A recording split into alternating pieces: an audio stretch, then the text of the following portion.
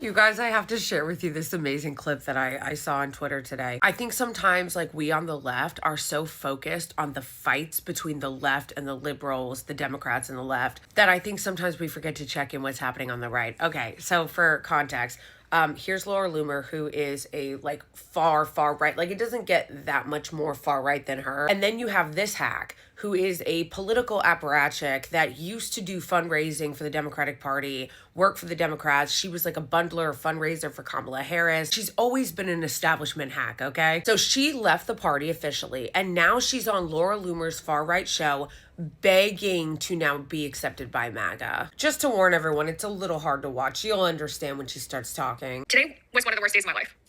I haven't slept much in the past 2 or 3 days.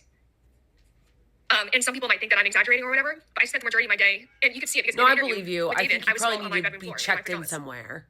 I was wrong to criticize Trump, but I am not a traitor to my country. Honestly, I'd rather you call me a traitor. I love my country. I would be nowhere without it. I met the people I love most here. America's given me everything I have. My education, the opportunities. I would die for this country. What the fuck was that? What the fuck was this Maoist struggle session? You're allowed to be whatever party you want here. That doesn't make one a traitor. You guys throw around the word traitor way too much. You don't even know what it fucking means. This is what a traitor looks like, okay? This bitch, who's supposed to be representing America in the House of Representatives, actually wore a fucking IOF uniform in the House of Representatives. Another fucking country's uniform. That's traitor shit, bitch. Taking money from foreign government, that's traitor shit. Learn what the fuck words mean, dorks. What the fuck is happening there? Why is she throwing herself on the floor to be like, I'm loyal to my country, please have me? She's American. Why the fuck is she trying to prove that she's loyal to her? It's also incredibly ironic that she's trying to like prove her loyalty to America to her when Laura Loomer is a whole ass Zionist. Why do you think you need to prove anything about loyalty to somebody who puts the Israeli regime first? This is creepy ass cult shit too, that she's like, I'm sorry that I criticized Trump. You're not actually living in a free society if you're afraid to criticize your leader. But I really love though, when in order to prove her MAGA credentials, she basically just like brags about the fact that she was a shill for the Democratic establishment and hated the populist wing of the party. I went to war with the Bernie bros 5 years ago. That's how I initially became, that was my public debut almost, going to war with the leftists, saying I would never vote for Bernie Sanders. I have a record for going after leftists. I just love that she's openly bragging about being a corporate ass.